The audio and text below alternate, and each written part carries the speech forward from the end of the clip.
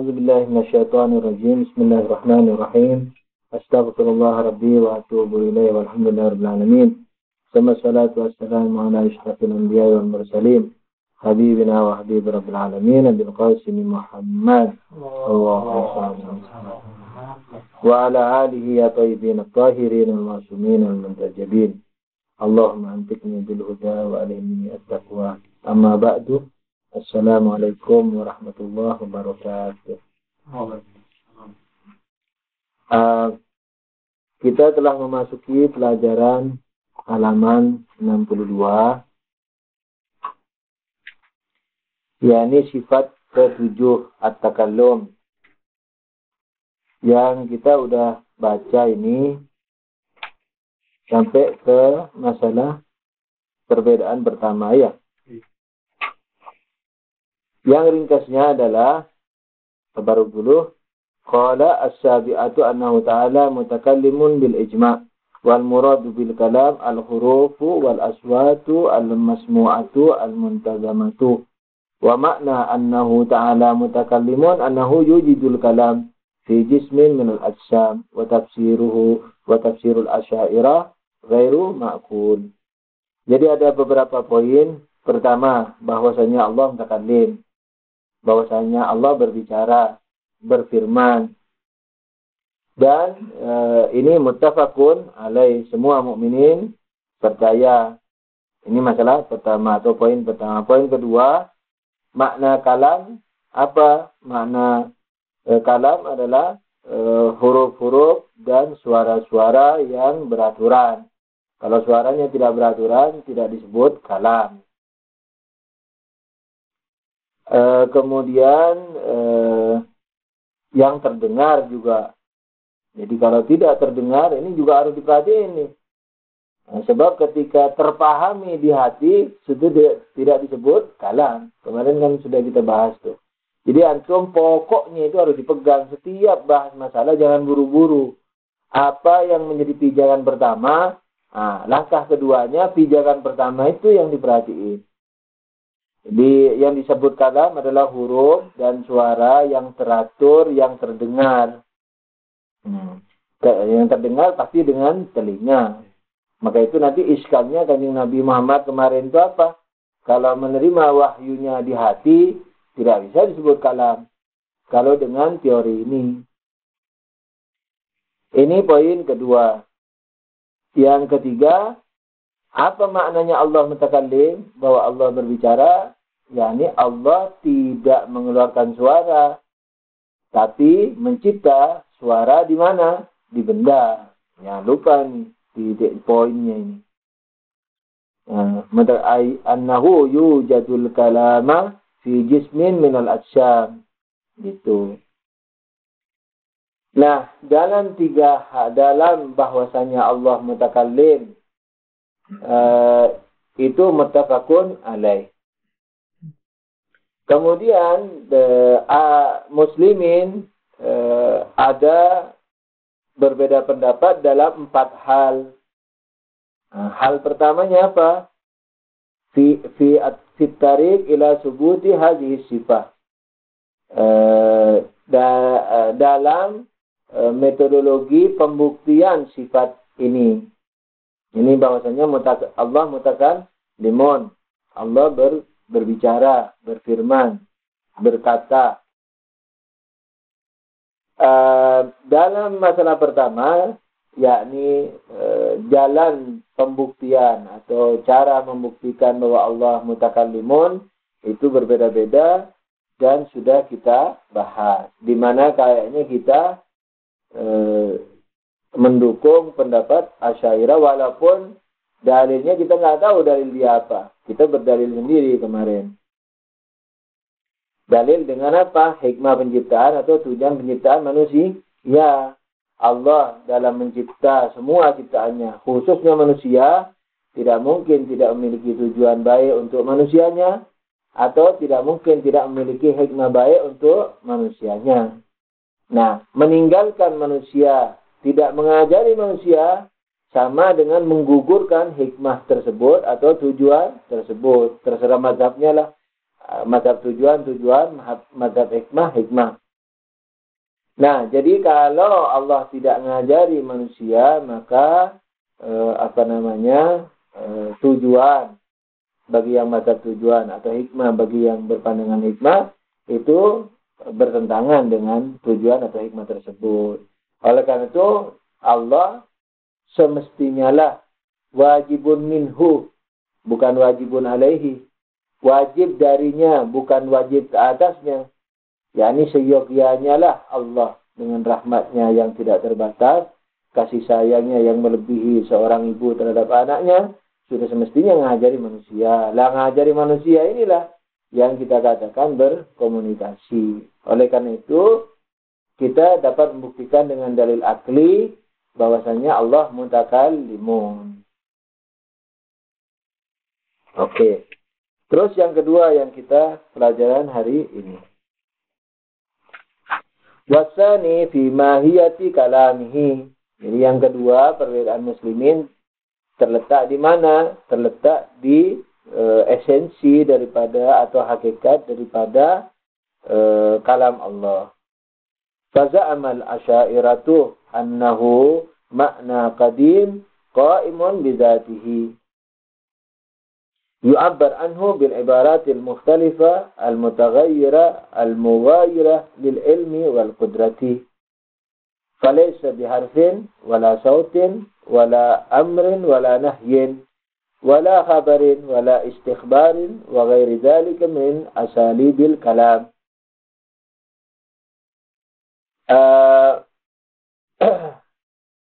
فزعم الأشاعرة. Asy'ariyah mengatakan mengira, dia mengatakan mengira.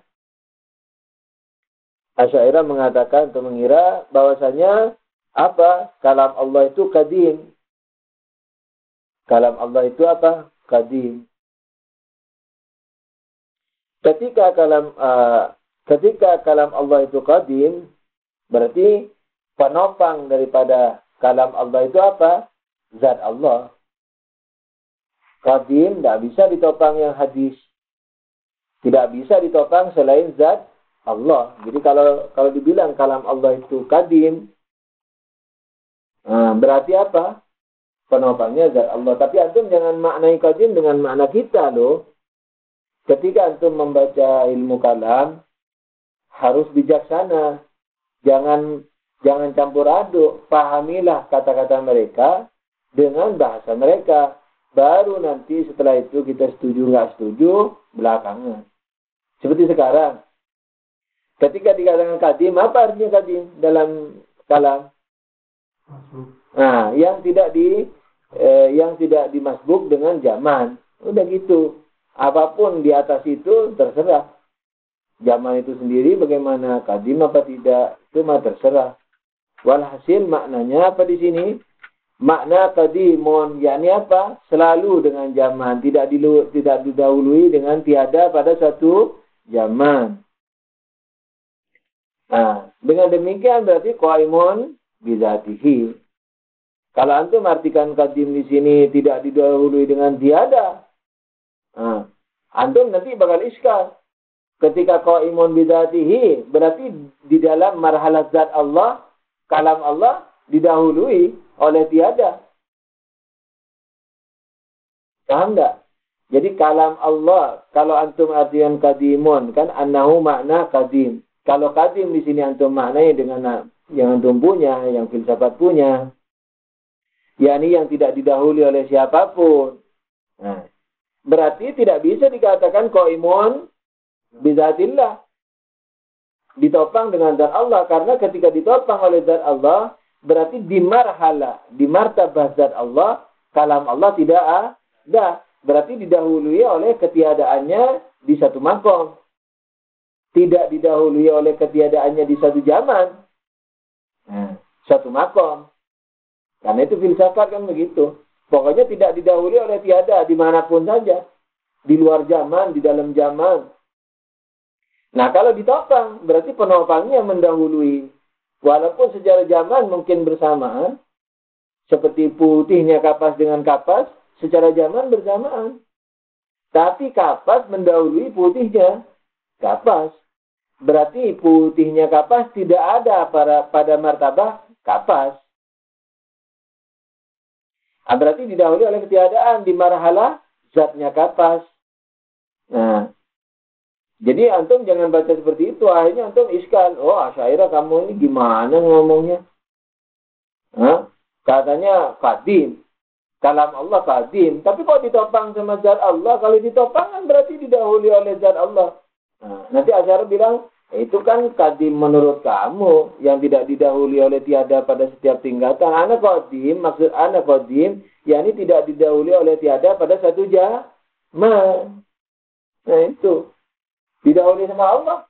Bisa aja qadim, nggak ada masalah. Kalau didahului martabah Allah. Tapi bareng sama Allah wujudnya. Karena tidak pernah didahului oleh zaman yang kosong. Selalu ada kalam Allah. Ada zaman, ada kalam Allah. Tidak ada zaman yang tidak ada kalam Allah. Nah, berarti qadim. Allah bagaimana? Qadim juga. Itu ta'addudul qudama kalau begitu. Tidak apa-apa. Tapi antum jangan iskal dari sisi lain. Iskallah dari ta'addudul qudama. Itu. Faza'ama al-Asy'ariyah annahu ma'na qadimun qaimun bidzatihi. Ini kan sudah kontradiksi kalau bahasa kita. Kita terusin ya Asy'ariyahnya. Yu'abbar anhu bil ibaratil mukhtalifah. Yu'abbar anhu yakni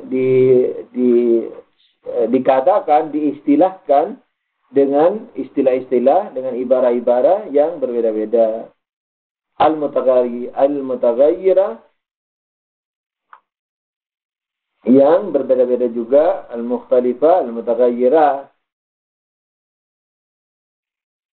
Nah, terus al-mughayyir lil ilmi wal qudrah. Yani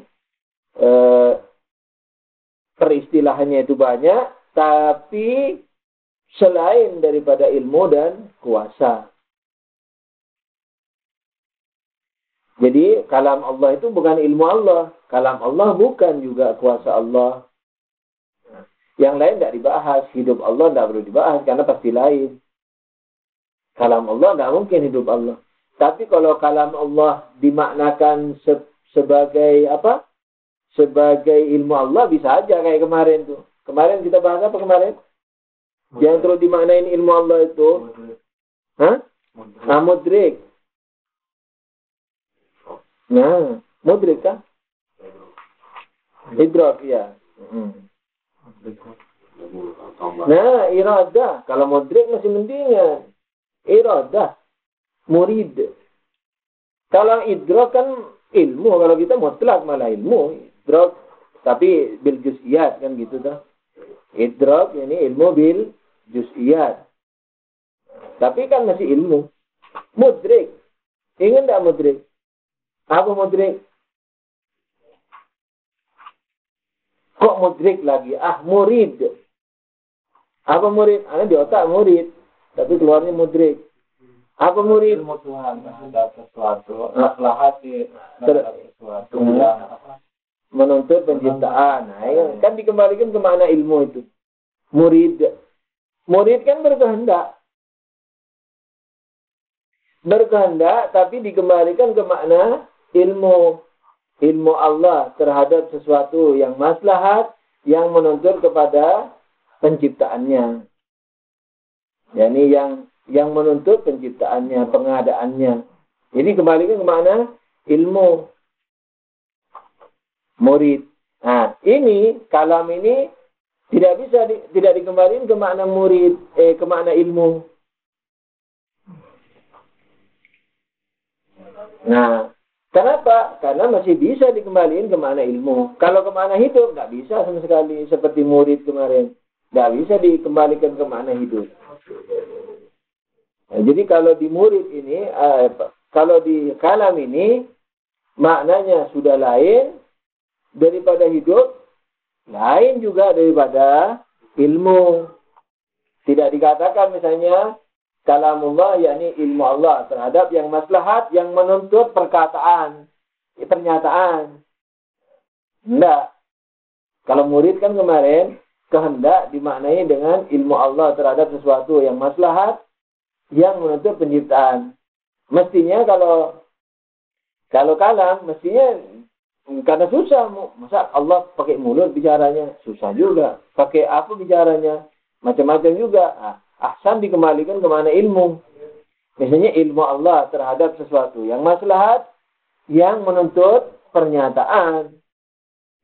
Murid. Nah, kalam. Kalau murid yang menuntut penciptaan. Nah, jadi, tapi Asy'ariyah tegas. Ini bukan ilmu. Kalau kemarin masih ilmu. Kalau sekarang bukan ilmu. Bukan juga kuasa. Nah, kalau murid kemarin kan bisa diartikan ke kuasa. Murid, yakni apa? Bisa diartikan menghendaki murid, yakni kehendak kepada sesuatu yang dikuasai. Allah yang berkuasa. Hanya dibantah kan kemarin. Tidak bisa dikembalikan ke kuasa. Kenapa?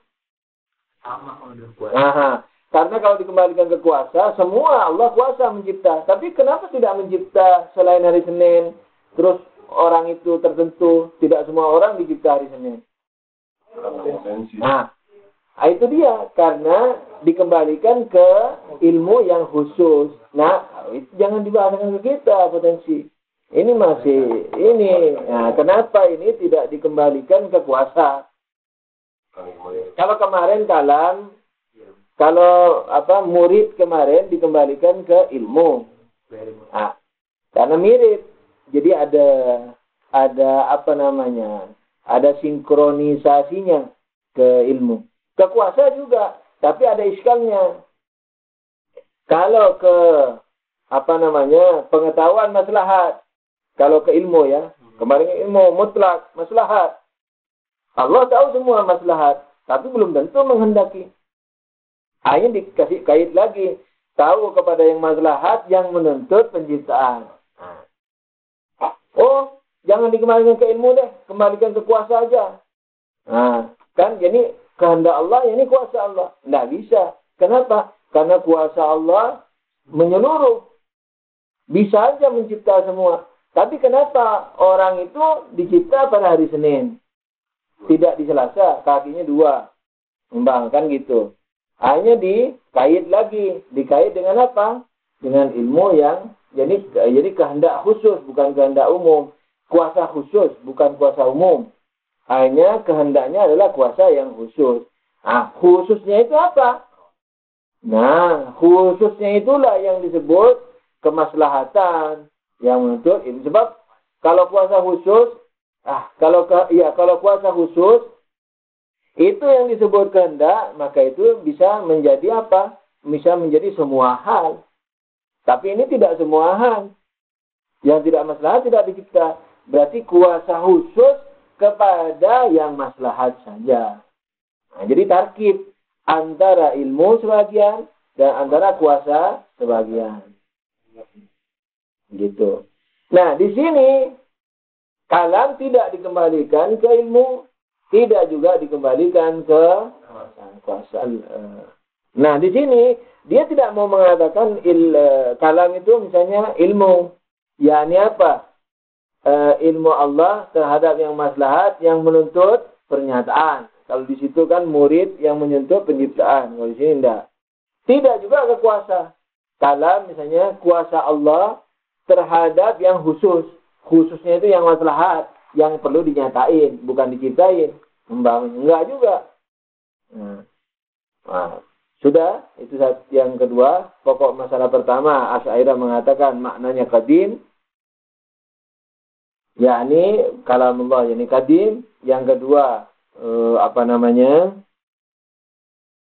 berbeda dengan ilmu dan tidak ada sinkronisasinya dengan ilmu dan kuasa.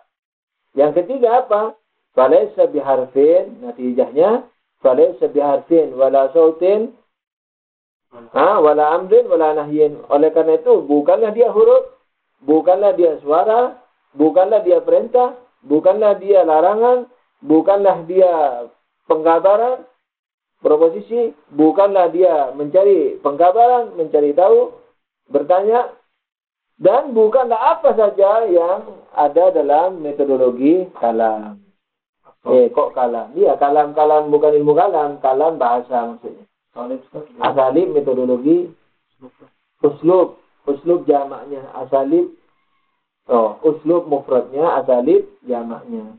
Uslub yakni metodologi. Cara berbahasa maksudnya di sini. Kalam bukan ilmu kalam. Kalam ini bahasa. Apa saja dalam bahasa? Pertanyaan, udah istighfar. Penggabaran, proposisi, udah kabar. Larangan, nahi, udah. Perintah, amr, sudah. Suara, sudah. Apalagi huruf, sudah. Apalagi yang ada kira-kira? Dinafikan semua. Nah, ada lagi. Ayo. Kalau antum cari pasti ada. Selain kabar, selain larangan, selain perintah, selain pertanyaan. Nah, permintaan. Saya minta air. Berikan saya air. Nah, itu pernyataan. Kehendak, insya. ini semua nahi. Nahi, amr. Termasuk amr ya itu ya. Nah, tunggu dulu. Apa itu dimantik itu? Tamanna. Tamanna, misalnya. Harapan. Semoga Allah misalnya memberikan taufik kepada saya. Nah, itu tidak ada di sini.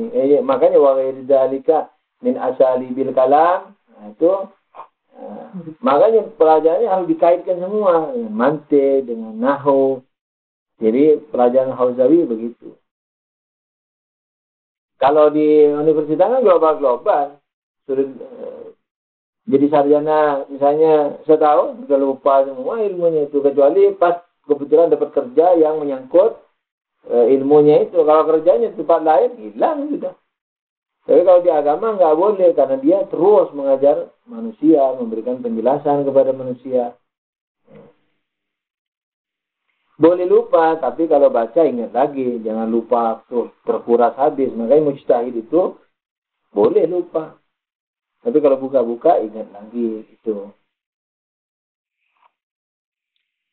Oke, ini yang Asy'ariyah. Kan kalam yang disebut kepada Tuhan nih kan. Maka Tuhan ada permintaan juga. Tuhan meminta. Lalu Tuhan. Makanya, kan tidak. Falaisa, kan dinafikan. Falaisa bitamanni. Kan falaisa bijisim. Orang ini mau menafikan, tidak ada masalah. Allah tidak beranak, tidak beristri, tidak berhayal, tidak mengharap-harap. Wa ghairi dzalika. Orang nafi tidak apa-apa. Wa qalat al-Mu'tazilah wal Karramiyah wal Hanabilah huwa al-huruf wal aswat al-murakkabah huwa al-huruf wal aswat al-murakkabatu tarkiban mufhiman. Yani apa? Mu'tazilah, Karramiyah, Hanabilah mengatakan apa?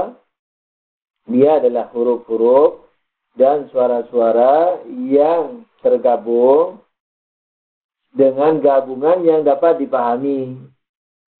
Kalau Allah wasaf, ini tergabung tapi nggak dipahami. Jadi maksudnya Asy'ariyah ini kadim bizati, maksudnya ini yang setelah ini dibahasakan. Dua baru ya. Maksud dari Asy'ariyah ini makna kadim bizati itu yang setelahnya itu maksudnya.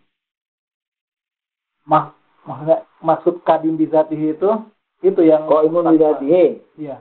Kenapa? Itu yang maksudnya Asy'ariyah itu yang ini. Mukhtalifun mutaghayyiratu ilmi wal qudra laisa bi harfin wala sautin, ini maksudnya. Iya, penjelasan terus. Ini tapi bukan itu. Ini 3 penjelasan, bukan ainihan. Tidak sama. Ini qaimun bizatihi. Nah, itu ketika dibilang qadim qaimun bizatihi, dikasih kait lagi apa? Dia bukan ilmu dan bukan kuasa, maka karena dia qadim, karena dia qaimun bidzatihi, karena dia bukan ilmu dan kudrah, kuasa, maka dia bukan huruf, bukan suara, bukan perintah, bukan nahi dan seterusnya. Gitu. Nah, sementara jelas. Berarti bukan namanya kadim di sini, tapi dia mengkaitkan dengan nilai lain. Kadim. Masa kadin diartikan laisa bihasin wala sofi. Tidak apa-apa. Kan penafian tidak apa-apa. Seperti Allah, laisa bijisim. Allah tidak beranak. Allah tidak diperanakkan. Allah tidak ditolong. Allah bukan benda. Tidak apa-apa kalau penafian.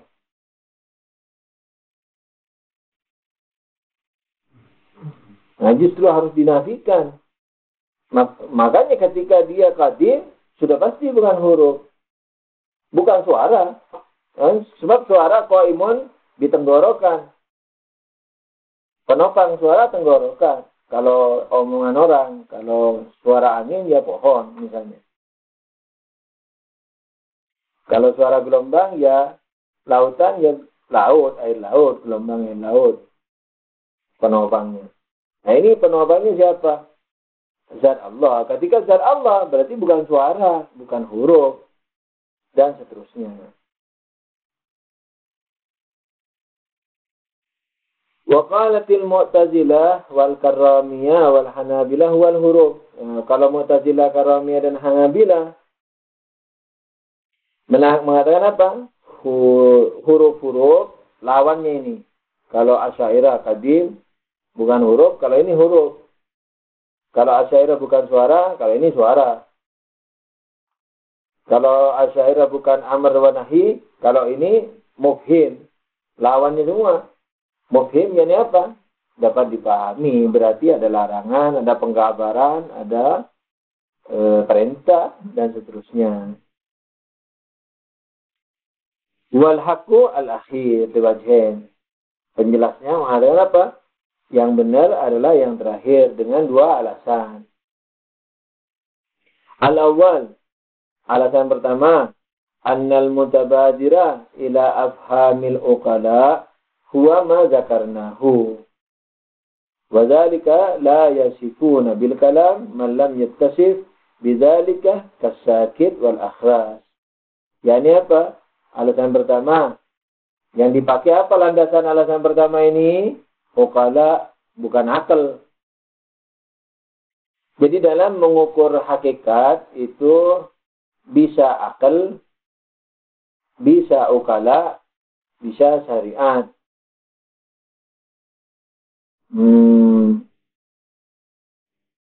Hakikat itu dalam artian hakikat yang kita ditugasi untuk memahami. Kalau sudah tahu bedanya akal sama ukala. Akal itu ada dua, akal filosofi, akal umum, urfi. Nah, akal filosofi itu disebut akal. Akal urfi itu disebut ukala. Ukala, yakni orang-orang berakal. Jamaknya, ya ukala, orang-orang berakal. Sama lah, cuma beda pengucapan, beda istilah. Akal dibagi dua, akal filosofi, yakni akal, disebut akal. Akal umum disebut ukala. Ini orang-orang berakal. Apa bedanya? Kalau akal falsafi sesuai hakikatnya. Tingkatan-tingkatannya. Nah, hakikat. Misalnya meja. Meja ini misalnya dari kayu, dari plastik. Udah. Akal mengatakan, akal filosofi mengatakan, ya kalau dari kayu, kayu. Kaki 4, kaki terserah. Meja yang tergantung kaki 1 misalnya. Nah, ini akal apa? Filosofi dan falsafi. Kalau atau begini, ada orang mengatakan, Pak, istri Anda menyuruh Anda pulang. Nah, secara filosofinya, secara hakikatnya, orang ini bisa jujur, bisa juga tidak jujur. Jadi hakikatnya adalah, secara hakikat betul-betul istri kita menyuruh kita, meminta kita pulang, atau tidak meminta pulang. Hakikatnya tidak keluar dari dua itu. Secara akal, ketika kita mendengar berita itu, akal kita mengatakan apa? Bisa betul ini orang, bisa salah. Bisa jujur, bisa bohong. Yani bisa betul-betul istriku minta saya pulang, atau tidak minta pulang. Nah, ini akal, cara berpikir akal filosofi. Nah, hakikatnya, ya tergantung hakikat. Kalau istrinya minta pulang, berarti betul. Kalau enggak, salah. Jadi harus dicari, betul. Cari, telepon dulu ke rumah. Kok betul minta aku pulang? Iya. Ya udah. Nah, ini akal falsafi. Tapi kalau akal ukala, ketika orang mengatakan, Pak, istri Anda meminta Anda pulang. Nah, kita secara umum melihat orang itu jujur apa tidak. Kalau umumnya jujur, kita langsung percaya. Oh iya, kita. Ayo kita bareng. Atau antarkan saya, ayo. Nah, kalau masih saya bertele-tele, diketahui orang. Betul kamu, sumpah Quran ini. Diketahui orang. Kenapa diketahui? Karena dia tidak pernah bohong. Nah, ini akal ukala namanya. Tidak peduli apakah betul istri kita minta pulang, atau tidak betul, tidak peduli. Sebab secara umum mempercayai orang jujur itu bijaksana, dan tidak mempercayai tercela. Nah, ini akal ukala. Misalnya lagi, karpet ini bersih, teh ini, seperti saya ngajukan ngeluarin teh ke kamu.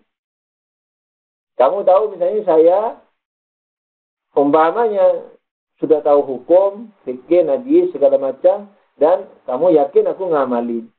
Ketika dikasih teh, ketika kamu tanya, teh ini ada najisnya apa enggak? Nah, itu lucu. Diketahui orang sehat. Diketahui orang sehat akal. Kecuali kalau orang tidak tahu fikih. Dan tidak ngamalin fikih. Tapi secara lahiriah, kita tahu orang itu tahu fikih dan ngamalin fikih. Kalau di Indonesia tidak jadi ukuran loh, karena belum tentu ngamalin fikih. Jadi kita sudah tahu di Iran misalnya, tahu fikih orang ini ngamalin fikih. Ya apa saja, nasi, makanan, kue, ya kita ajar saja. Nah itu akal ukala. Tapi secara filosofis, belum tentu bisa bersih, bisa najis. Ketika saya bilang, ini karpet bersih. Nah, atau antum bilang bersih, ya. Kita tidak pernah mendengar antum bohong. Ketika antum bilang bersih, ya udah bersih. Itu akal ukala. Kalau tidak percaya, lucu. Dicerca oleh semua orang berakal. Tapi secara filosofis, kita nggak tahu ini bersih betulan apa tidak. Nah, dalam memahami Quran, dalam memahami riwayat, nah, karena Allah dan Nabi-Nya berbicara dengan kita sesuai dengan urfi, maka kita harus memahami agama dengan ukuran urfi, dengan ukuran ukala, orang-orang sehat akal, bukan dengan filosofis. Jadi misalnya Allah mengatakan kalau kamu kena kencing, atau Nabi mengatakan kalau kamu kena kencing, maka sucikan kencingnya itu dengan 3 kali siraman. Umpama itu, udah 3 kali siram, udah selesai. Apakah atom-atom kencingnya masih ada di pori-pori kita? Itu sudah dianggap bersih. Jangan terus diambil mikroskop, di gen-gennya dicari dulu, gen kencing ada, pakai gen apa enggak itu? Sel kencing ada enggak di situ? Sel apa terserah lah, atom-atomnya lah. Penyakit kencing. Nah kencingnya masih ada enggak? Tidak perlu di mikroskop. Karena mikroskop itu apa? Filosofis. Dia mau tahu betul nggak kencingnya hilang. Nah, seperti misalnya babi haram. Dicari alasannya karena cacing pita. Udah kalau cacing pitanya mati, halal. Enggak. Karena kita harus memahami dengan pemahaman urfi. Pemahaman orang berakal. Jadi semua sepakat nih muttafaqun alaih. Sepertinya bahwasanya memahami syariat tidak boleh dengan filosofi, harus dengan ukala. Sekalipun Allah filosofi, dalam artinya Allah hakikat yang mau dikatakan ke kita. yang mau difirmankan kita hakikat. Nabi juga mau menjelaskan hakikat. Tapi wasilahnya, bahasanya, kalamnya mau pakai kalam apa? Kalam hakikat atau kalam ukala? Karena umumnya orang pakai bahasa ukala, jadi Allah pakai bahasa ukala. Jadi bahasa Allah bisa saja salah dalam artian filosofinya. Misalnya seperti tahara tadi, bagaimana ini sudah suci tidak dari kencing? Sudah suci. Tapi bukan suci filosofi, suci orfi. Jadi Nabi dan Rasulnya kalau dimaknai secara filosofis bisa saja salah. Karena apa? Yang dipakai oleh Allah dan Rasulnya memang bahasa ukala, bukan bahasa filosofis. Jadi semua Quran dan riwayat harus dipahami dengan bahasa ukala. Tidak boleh filosofis. Sudah. Nah, contohnya seperti karpet najis itu. Tapi, ada tapinya. Anak yang mahjub ini dari belajar sekian lama, tidak tahu belajarnya benar atau tidak, mudah-mudahan benar. Dan kayaknya hal yang demikian itu juga yang dimaukan oleh Ayatullah Jaudiyah Muli, bahwasanya apa? Dalam pembicaraan Tuhan, firman Allah atau sabda Nabi, dalam masalah hakikat tidak boleh dipahami urfi. Atau setidaknya boleh dipahami urfi, tapi tidak boleh menutup pemahaman filosofi. Beliau tidak mengatakan kata-kata seperti ini, tapi kayaknya itu yang Anda pahami. Karena beliau pernah mengatakan begini, tidak adil ketika orang membicarakan Tuhan tidak pakai usul fikihnya. Bayangin, kata beliau, untuk memahami hadis tentang wudhu saja, kan untuk jadi mujtahid itu memahami ayat dan riwayat apa? Fikih. Ayat dan riwayat fikih itu kan seperti faksilu wujuhakum wa aydiyakum ilal marafiq. Basuhlah mukamu dan tanganmu sampai siku. Usaplah, di ayat Quran kan, usaplah kepalamu dan kakimu. Nah, untuk memahami hadis-hadis fikih, ayat-ayat fikih, orang harus belajar usul fikih sampai 30 tahun. Padahal kan mudah itu. Tapi tidak bisa paham kecuali belajar usul fikih. Belajar kaidah. Seperti uruf tadi itu. Nah, jadi mempelajari seperti wudhu itu saja dan lain-lainnya itu perlu kepada 30 tahun. Ada usul fikihnya, ada metodologinya, ada caranya untuk memahami. Yang dipelajari dalam 30 tahun di pesantren. Nah, tidak adil.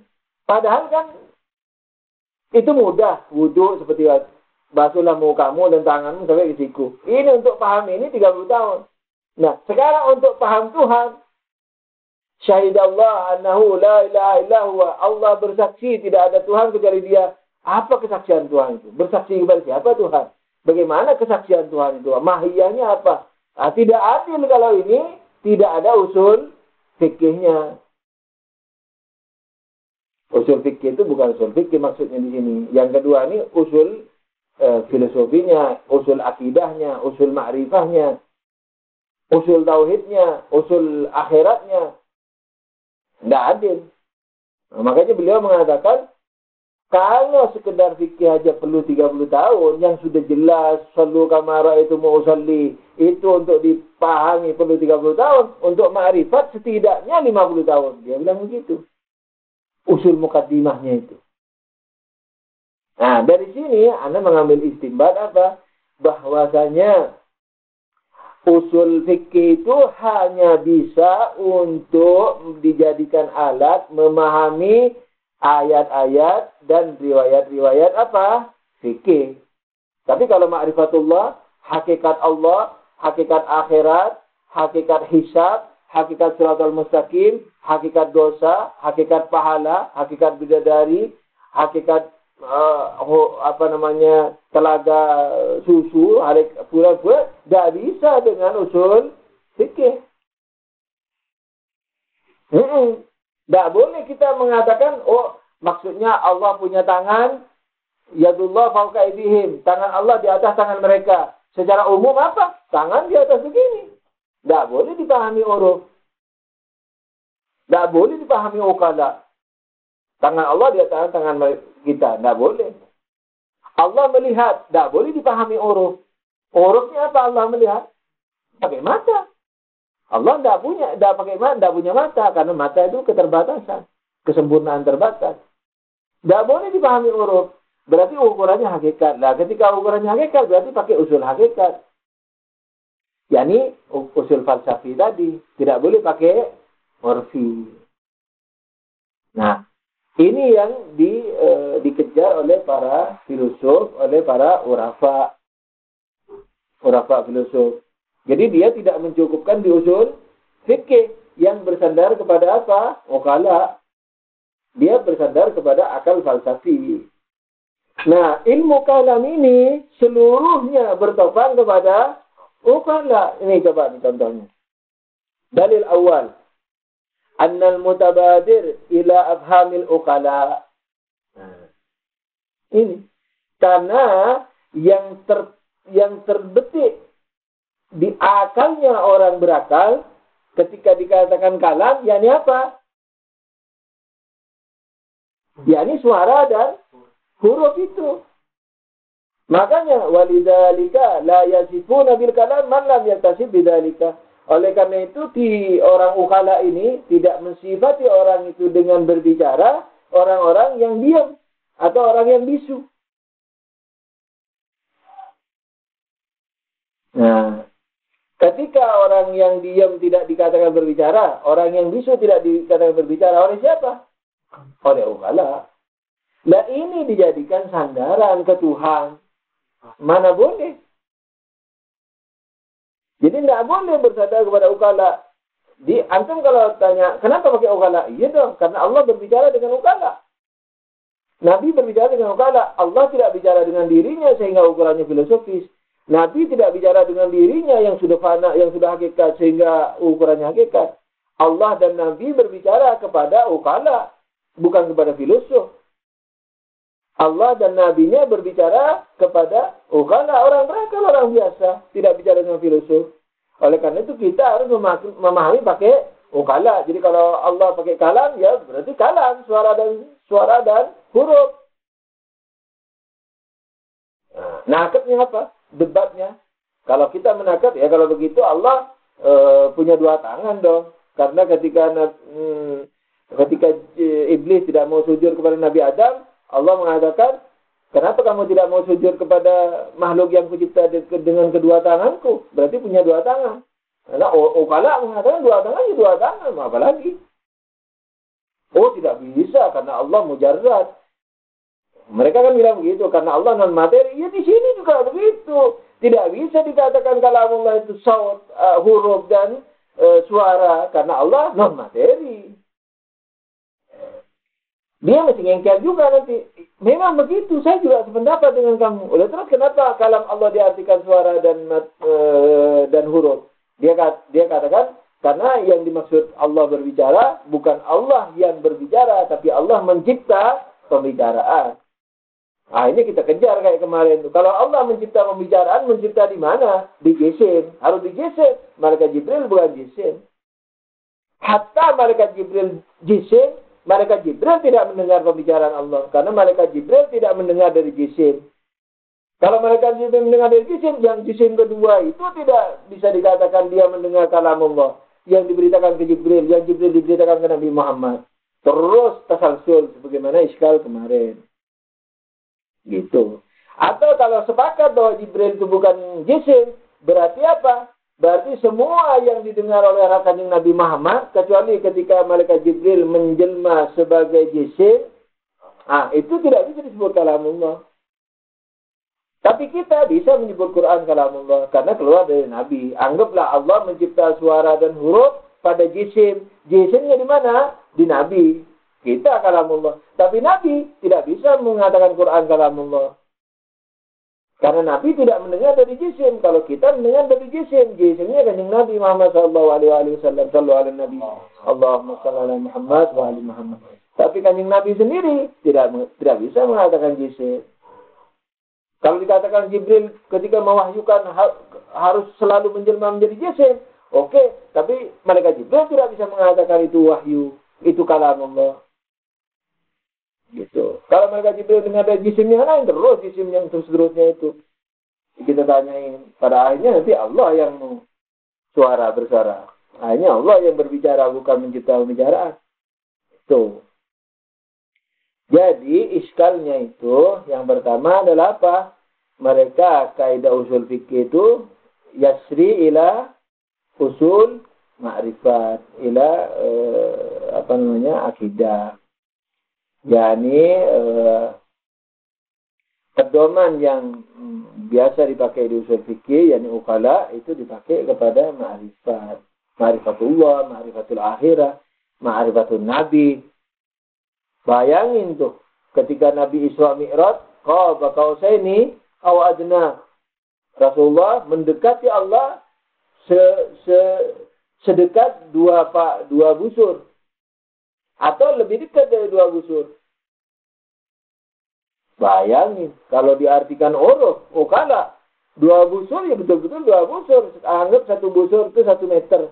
Dua busur berarti Nabi mendekati Rasul Allah dalam 2 meter. Atau lebih dekat dari 2 meter. Bayangin, di situ sudah terjarak-jarak Allah. Ada bidayah. Bidayahnya ini 2 meter setelah Nabi terbang atau naik ke makom yang tinggi itu.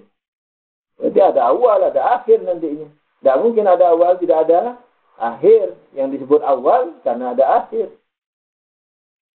Yang disebut pangkal karena ada ujung. Tidak mungkin ada pangkal, nggak ada ujung. Dalinya Farabi. Dulu. Kalam itu sudah langsung mengatakan bahwa jawabannya tadi. Apa itu? Kalam itu akan menjawab bahwa situlah letakkan keterbatasan akal kita di dalam memahami Tuhan. Nah, ya itu keterbatasanmu. Aku tidak terbatas di situ. Aku masih di atas itu. Sekalipun akalku terbatas. Jadi akalmu mengatakan Tuhan terbatas. Tidak bisa. Akalku bisa memahami tidak terbatas. Mana? Kalau kau mengatakan keterbatasan akal, pasti aku juga memahami seperti itu. Tapi kenapa aku berbeda sama kamu? Aku kok bisa memahami Tuhan tidak terbatas? Kalau kamu memahami Tuhan terbatas. Tapi kalau dalam masalah fikih, para filosof tetap juga menggunakan ukala juga. Iya dong. Tapi dalam masalah iya, makanya kanjeng Nabi itu pun, atau misalnya orang suci itu pun, istilahnya di fikih misalnya, di fikih. Seperti Abu Bahjah yang mujtahid arif mengatakan boleh makan di rumah orang, sekalipun dia la ubali. Jadi boleh makan di rumah orang, sekalipun kita tahu dia sembrono dalam tahara. Asalkan tidak yakin makanannya itu najis. Dia sembrono. Tapi anak tidak tahu ini 100% makanannya najis apa enggak. Itu boleh di fatwa fikihnya. Bukan syak lagi ini, sudah done. Orang laubali dia. Orang yang tidak perhatian sama tahara. Ngasih kita makan. 99 mungkin. Tidak yakin. Itu rukhsah dari Allah, bukan karena Allah tidak bisa menerangkan ke kita, menjelaskan bahwa pakai mikroskop. Di samping berat, orang tidak mampu melaksanakan. Wah, di mikroskop semua nanti setiap makanan. Mati duluan sebelum makan. Mungkin perbedaannya di ukuran yakinnya itu. Yakinnya kita sama yakinnya ilmuwan pasti beda. Nah, itu dia. Ya, yang dipakai yakinnya ukala, bukan ilmuwan. Filosof itu maksudnya ilmuwan.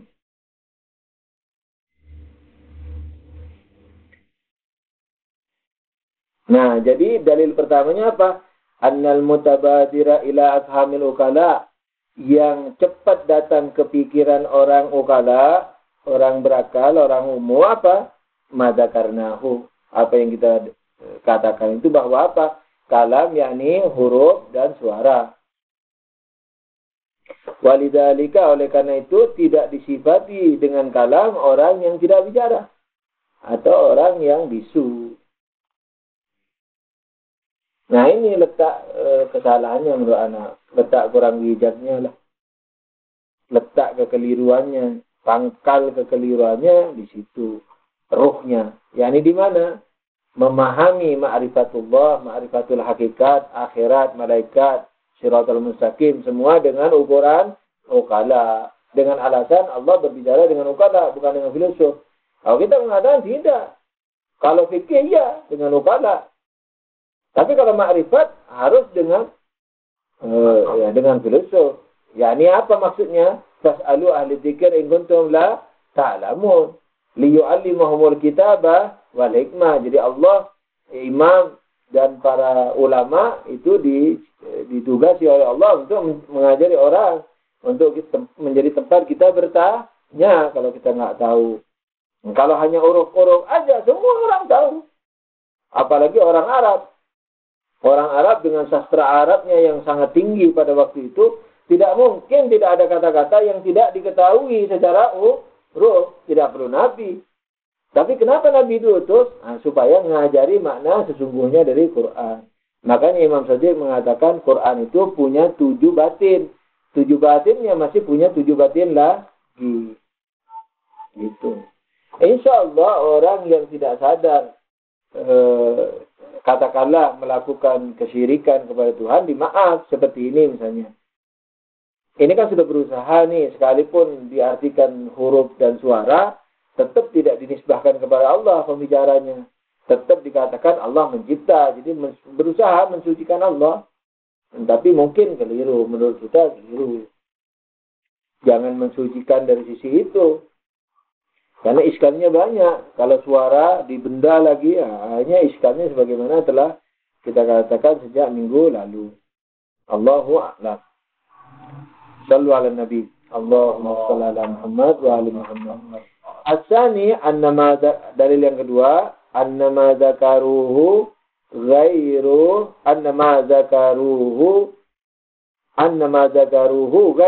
mutasawwarin. Yani yang dalil kedua yang dikatakan Asy'ariyah itu tidak bisa dibayangin. Ghairu mutasawwar. Fa innal mutasawwara imma al-qudratu az-zatiyatu allati tasduru anha al-huruf wal aswat.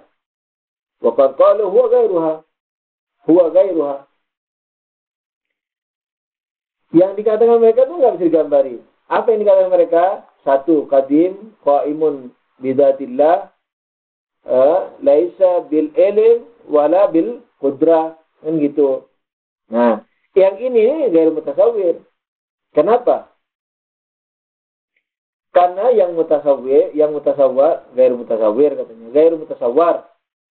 Karena yang mutasawwar itu apa? Yang bisa digambarkan adalah kalau bukan kudrah dzatiyah, allati tasduru anhal huruf wal aswat, kalau bukan berarti bahwa itu kuasa, kuasa yang mutlak, yang mengeluarkan suara atau huruf, waqad qalu ghairuha, sementara mereka sudah mengatakan bukan kuasa, atau ilmu, waqad qalu huwa ghairuhu, atau ilmu. Jadi yang bisa dibayangkan itu kalau bukan kuasa ilmu. Sementara Asy'ariyah mengatakan bukan dua-duanya. Wa baqi sifat laisa salihah limasdariyati ma qaluhu. Sementara yang sifat-sifat yang lain tidak cocok untuk menjadi sumber daripada apa yang mereka katakan. Apa yang mereka katakan? Qaimun bidzatihi, makna qadim qaimun bidzatihi laisa bi'ilm laisa biqudrah. Laisa bihuruf, laisa fulan. Nah ini yang bisa dibayangin, imma dikembalikan ke ilmu, kalau tidak dikembalikan ke ilmu, dikembalikan ke kuasa. Tapi ditolak oleh Asy'ariyah. Dikembalikan ke hidup, sangat tidak mungkin. Dikembalikan ke wujud, sangat tidak mungkin. Dikembalikan ke apa lagi sifat lain. Irada juga tidak mungkin. lebih jauh. Wa idza, oleh karena itu ghairu mutasawwar. Ini mukaddimatul dalil loh. Ini sudah premis apanya ini? Premis minornya. Yani yang dikatakan Asy'ariyah tidak bisa dibayangin. Karena pembayangan bisa bermakna ilmu atau kuasa. Tapi dua-duanya ditolak. Berarti nggak bisa dibayangin. Premis mayornya apa? Wa kullu ma laysa dibayangin. Itu. Wa idza lam yakun mutasawwaran lam yasluh isbatuhu. Lam yasluh isbatuhu. Jadi kalau tidak bisa, semua yang tidak bisa dibayangin nggak bisa dibuktikan. Orang bayangin dulu baru membuktikan. Ada her-her. Dalilnya her-her karena adanya telur. Telur yang putih. Karena telur ayam itu putih, maka her-her ada. Orang mikir, apa her-her? Anda juga nggak tahu. Nggak bisa dibuktiin. Orang tahu dulu baru dibuktiin. Ini kalam, laisa bihuruf, laisa fulan. Apa? Nggak jelas. Dan ketika nggak jelas, nggak bisa dibuktiin. Marhala keduanya, sudah pasti. Jelas dulu maknanya, baru dibuktiin ada tidaknya. Ini nggak jelas, her-her. Berdalil dengan telur putih. Ada jelas tapi nggak ada hubungannya. Ada orang berdebat. Orang awam berdebat. Mau membuktikan wilayahnya Imam Ali. Bahwa Imam Ali benar. Wilayah bila fasal. Khilafah bila wasal. Dan orang Sunni mengatakan Imam Ali juga khalifah. Tapi dengan wasal. Dengan jaraknya yakni Abu Bakar, Umar, Utsman. Kalau Syiah, Imam Ali khalifah tapi tidak pakai wasal, tidak pakai jarak. Sudah berdebat sana sini keluar dalil-dalil. Akhirnya orang Syiahnya tanya, kalam itu ada 3 enggak? Iya katanya. Bukankah kalam itu ada huruf, ada isim, ada fi'il? Iya, ya sudah. Berarti Imam Ali imam bila wasal. Gitu. Bukankah kalam itu ada 3? Iya. Yakni kata kerja, kata benda, kata bantu. Iya, sudah. Berarti Imam Ali imam bila wasal. Berarti Imam Ali imam tanpa jarak dan Rasul. Khalifah tanpa jarak. Apa hubungannya? Nah, jadi kesalahan berdalil banyak. Satu, yang mau dibuktikan belum tergambar dengan jelas. Apa? Tidak bisa dibuktikan.